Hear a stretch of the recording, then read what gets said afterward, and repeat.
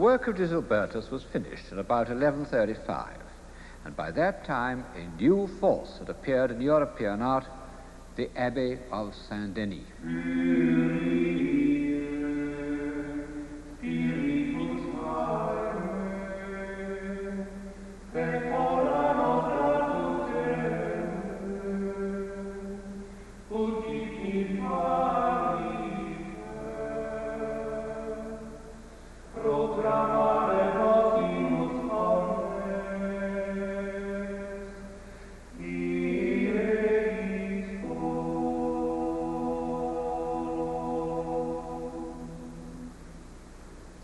The Royal Abbey of Saint-Denis had been famous enough in earlier times, but the part it played in Western civilization was due to the abilities of one extraordinary individual, the Abbot Suger. He was one of the first men of the Middle Ages whom one can think of in modern, I might almost say transatlantic terms. His origins were completely obscure and he was extremely small, but his vitality was overwhelming. It extended to everything that he undertook: organization, building, statesmanship. He was regent of France for 7 years and a great patriot. Indeed, he seems to have been the first to pronounce those now familiar words, "The English are destined by moral and natural law to be subjected to the French and not contrariwise." He loved to talk about himself without any false modesty. And he tells the story of how his builders assured him that beams of the length he needed for certain roof could never be found because trees just weren't as tall as that. Whereupon he took his carpenters into the forests. They smiled, he says, and would have laughed if they had dared. And in the course of the day he discovered 12 trees of the necessary size and had them felled and brought back. You see why I use the word transatlantic. And like several of the pioneers of the New World, he had a passionate love of art. One of the most fascinating documents of the Middle Ages is the account he wrote of the works carried out at Saint-Denis under his administration. The gold altar, the crosses, the precious crystals. There they are, seen through the eyes of a 15th century painter who has no doubt made his figures much too large in proportion. Actually, Suger's great gold cross was 24 feet high, and it was studded with jewels and inlaid with enamels made by one of the finest craftsmen of the age, Godefroy de Clercq, all destroyed in the Revolution. All that is left of Suger's treasures is a few of the sacred vessels, like this Egyptian porphyry jar, which he tells us he found forgotten in a cupboard. Suger's feeling for all these objects was partly that of a great collector, love of brightness and splendor and antiquity, and a love of acquisition. But he was not merely a collector. He was a creator. His work had a philosophic basis that is very important to Western civilization. Suger accepted the belief that we could only come to understand the absolute beauty, which is God, through the effect of precious and beautiful things on our senses. He said, "The dull mind rises to truth through that which is material." Well, this was really a revolutionary concept in the Middle Ages. It was the intellectual background of all the sublime works of art of the next century, and in fact has remained the basis of our belief in the value of art until today.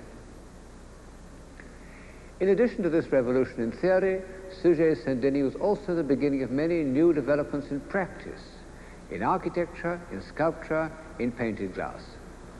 But one can still see that Suger introduced, perhaps really invented, the Gothic style of architecture. Not only the pointed arch, but the lightness of high windows, what we call the clear story. Bright, he says, is the noble edifice that is pervaded by new light. And in these words, he anticipates all the architectural aspirations of the next 200 years. Alas, the exterior of Saint-Denis doesn't look too bright today.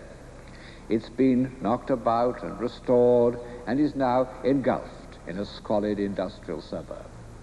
To form any notion of its first effect on the mind, one must go to Chartres.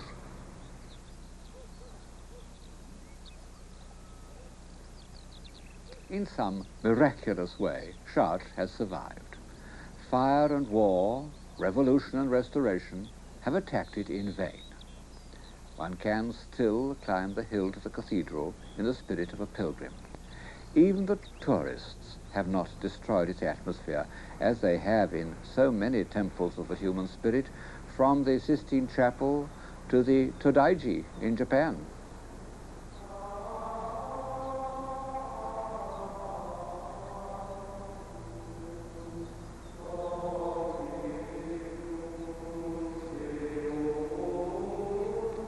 The South Tower is still more or less as it was when it was completed in the year 1164. It's a masterpiece of harmonious proportion. Was this harmony calculated mathematically? Well, ingenious scholars have produced a system of proportions based on measurements, but it's so complex that I find it very hard to credit. However, Chartres was the center of a school of philosophy devoted to Plato, and in particular to his mysterious book called the Timaeus, from which it was thought that the whole universe could be interpreted as a form of measurable harmony. So perhaps the proportions of Chartres reflect a more complex mathematics than one is inclined to believe.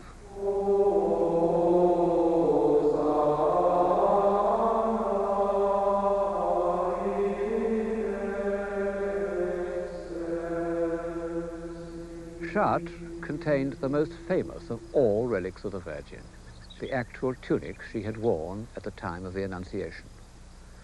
From the first, this relic had worked miracles, but it was only in the 12th century that the cult of the Virgin began to appeal to the popular imagination. I suppose that in the earlier centuries, life was simply too rough. At any rate, if art is any guide, and in this series I am taking it as my guide, the Virgin played a very small part in the minds of men during the 9th and 10th and even the 11th centuries. The Romanesque churches we've been looking at were dedicated to saints whose relics they contained: St. Etienne, St. Lazarus, St. Denis, and Mary Magdalene, none of them to the Virgin. Then, after Chartres, almost every great church in France was dedicated to her: Paris, Amiens, Reims, Rouen, Beauvais. What was the reason for this sudden change? Well, I think the cult of the Virgin must have come from the East, because all the early representations of the Virgin as an object of devotion are in a markedly Byzantine style. This is a page from a manuscript from Citeaux, the community of St. Bernard. And St. Bernard was one of the first men to speak of the Virgin as an ideal of beauty and a mediator between man and God. But certainly a strong influence in spreading the cult of the Virgin was the beauty and splendor of Chartres. The main portal of Chartres is one of the most beautiful congregations of carved figures in the world. The longer you look at it, the more moving incidents, the more vivid details you discover. I suppose the first thing that strikes anyone is this row of pillar people. In naturalistic terms, as bodies, they're impossible, and the fact that one believes in them is a triumph of art. The sculptor was not only a man of genius, but one of great originality. He must have begun carving when style was dominated by the violent, twisting rhythms of Cluny, and he's created a style as still and restrained and classical as the Greek sculptors of the 6th century BC.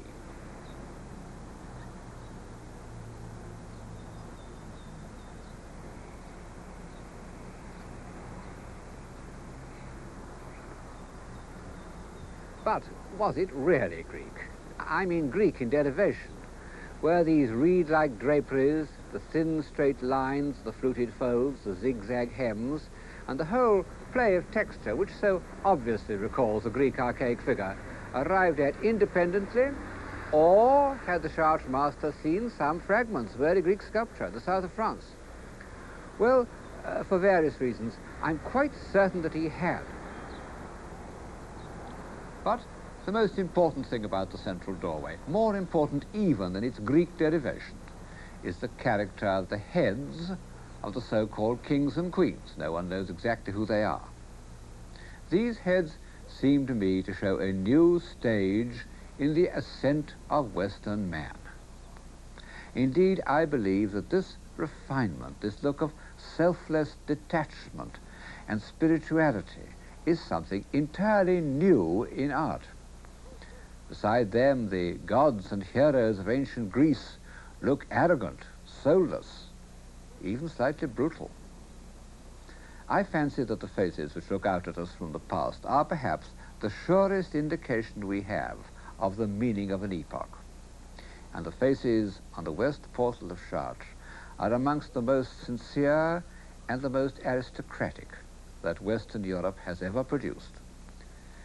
From the old chronicles, we know something about the men whose states of mind these faces reveal.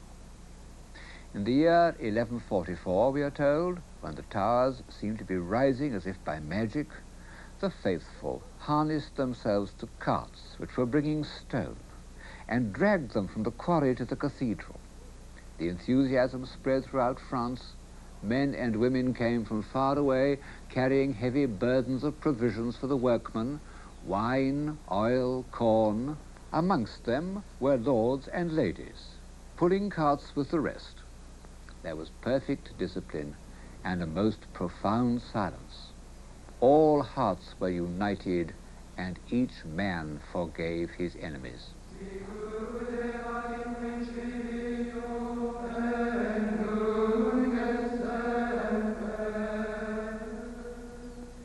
Its very construction was a kind of miracle.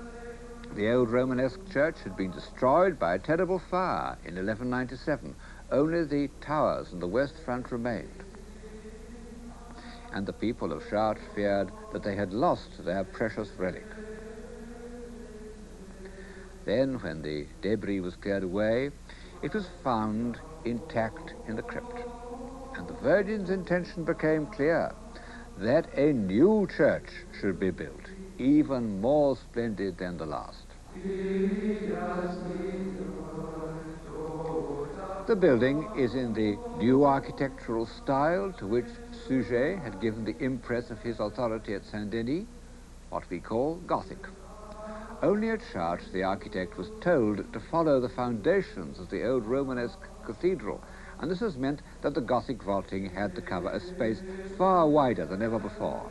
It was a formidable problem of construction, and in order to solve it, the architect has used a device known as flying buttresses, one of those happy strokes where necessity has led to an architectural invention of marvelous and fantastic beauty.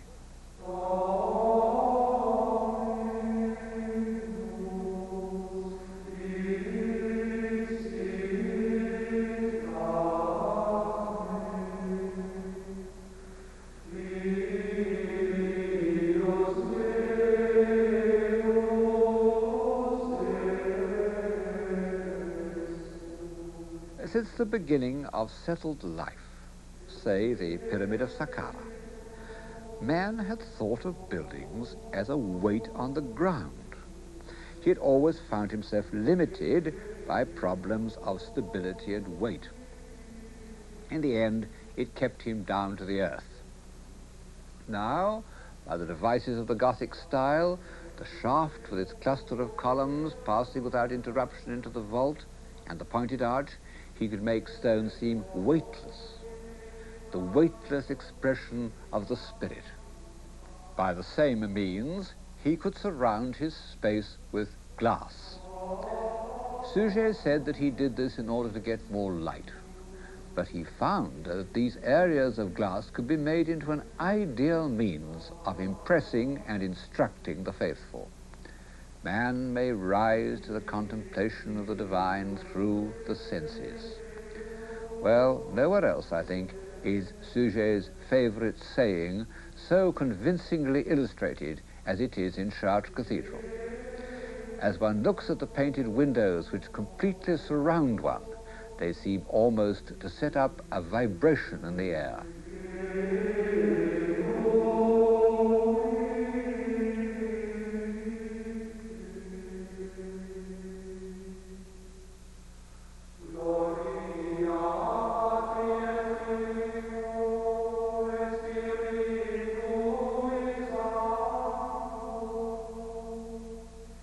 See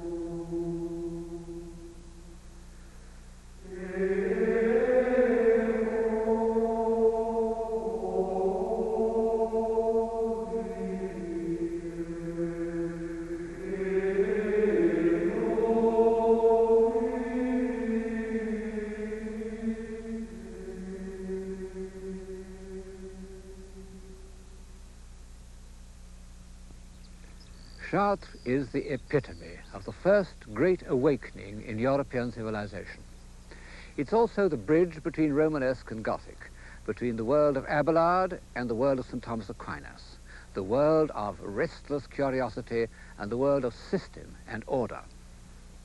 Great things were to be done in the next centuries of High Gothic, great feats of construction, both in architecture and in thought. But they all rested on the foundations of the 12th century. That was the age which gave European civilization its impetus.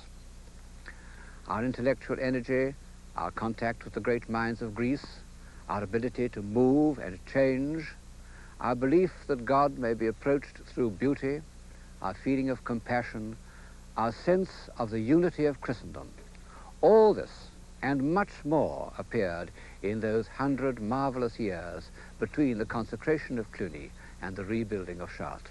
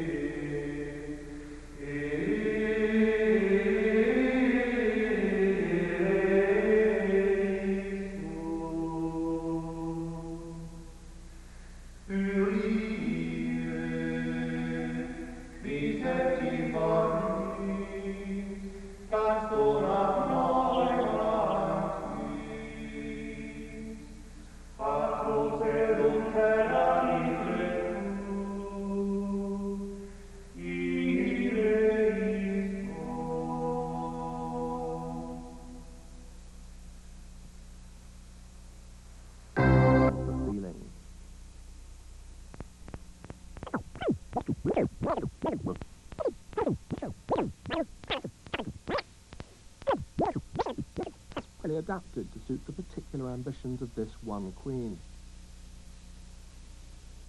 But such an iconographically ornate form of painting would lead nowhere.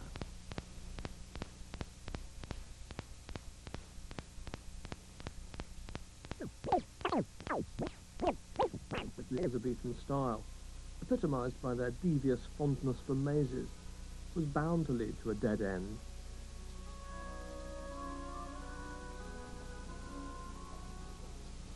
Maybe a civilization that had arrived as suddenly as a puff of smoke was bound to disappear just as quickly.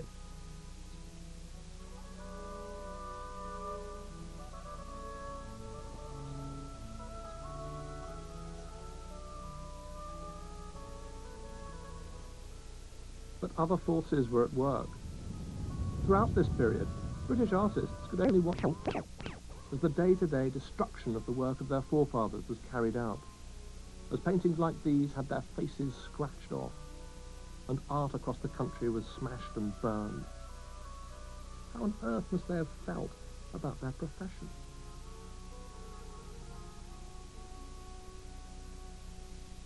The psychological effect of this must have been extremely powerful. The calling of the visual artist was being questioned throughout the period, and British painters and sculptors must have felt increasingly demoralised. Maybe that's why native artists played such a small part in shaping British art at the time. In fact, it would take two great foreign artists to lay the foundations of a distinctively British way of making and thinking about painting. In 1527, in a quiet, well-lit room in a house in London, a lady in a white fur hat sat for her portrait.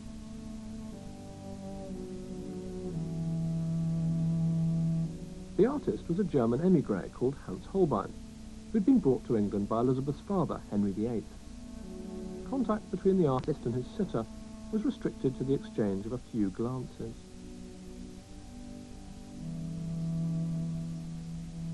She would have had plenty of time to wonder how the likeness would turn out. 400 years later, we can see.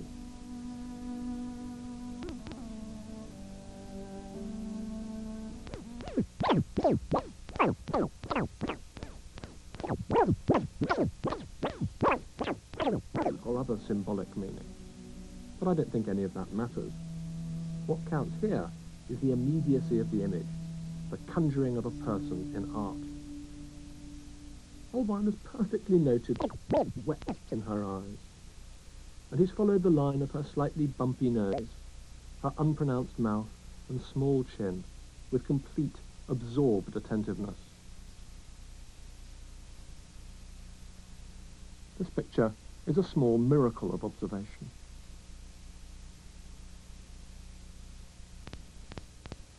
It's hard to believe her heart isn't beating.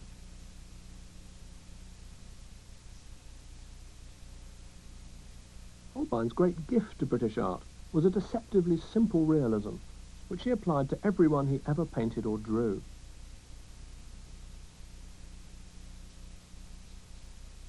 In this celebrated sketch of his patron, Henry VIII, we can see that Holbein always saw too much to be a mere flatterer. This isn't just propaganda for the monarchy. It's the portrait of a king as thug. When he came to England in 1526, Holbein didn't just bring with him a new kind of painting, but a new aspect of experience.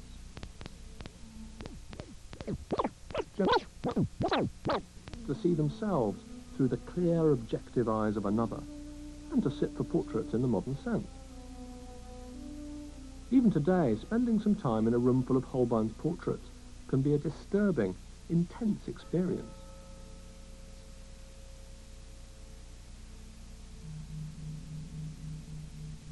His people are present in a way that men and women painted by other painters somehow are not. You feel as though you're looking at them, looking at you.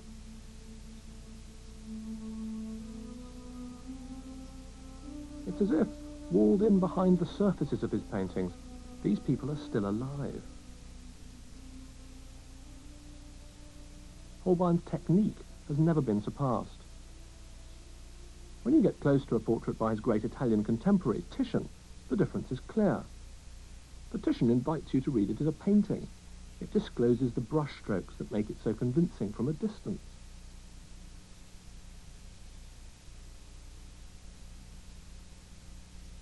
But getting closer to a Holbein is like getting closer to a real person. His brushstrokes are perfectly adapted to what they depict, near and far.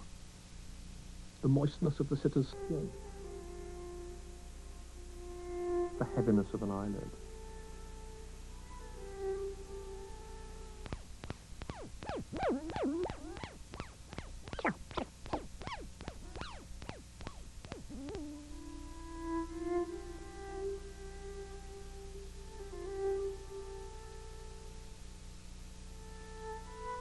These pictures are like stills clipped from the film of the past.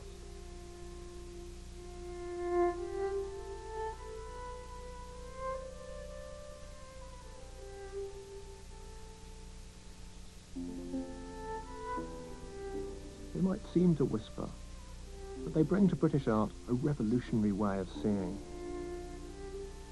A heightened sense of common mortality and humanity. We're all simply flesh and blood.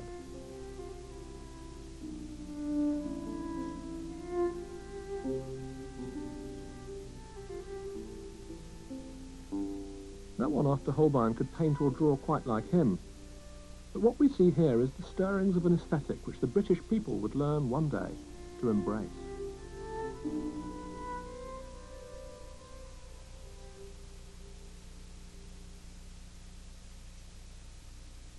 "100 years later, during the reign of Charles I, another great foreign artist came to England. He didn't paint people as they were, but as they wanted to be. He was a painter of myths and aspirations, of the self beautifully, seductively transformed in oil paint.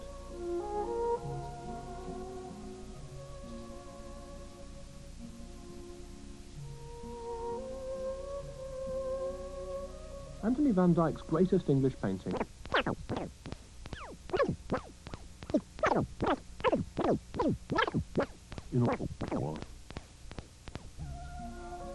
its subject is the moment when Cupid, god of love, fell in love with a mortal woman. He's frozen in trepidation, having burst upon her impetuously with a clamour of wings.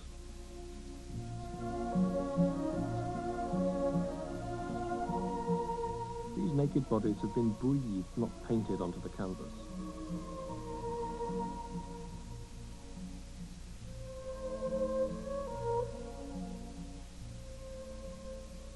The erotic power of the great Italian colourists had greatly impressed Van Dyck in his youth, and I think this picture is his homage to the masters of the Venetian Renaissance.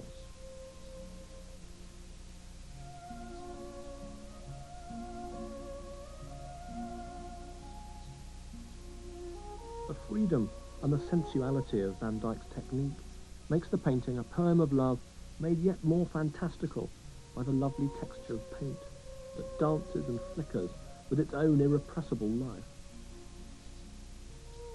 It's the purest example of the power of paint to transcend the real world and to make dreams visible.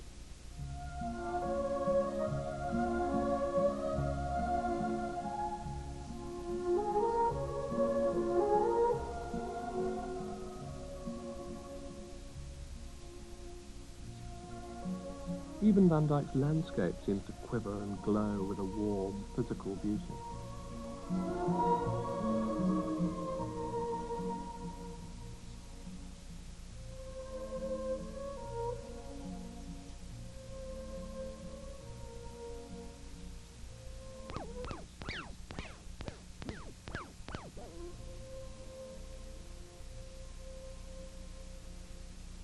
Van Dyck's portraits of the small, charmed court circle of Charles I are the first glamorous paintings of English people.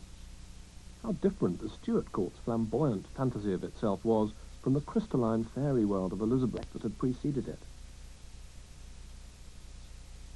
Nearly everyone he painted must have been made to look better and more beautiful in his shifting light. These flicks and subtle coils of paint were Van Dyck's gift to his sitters and to art.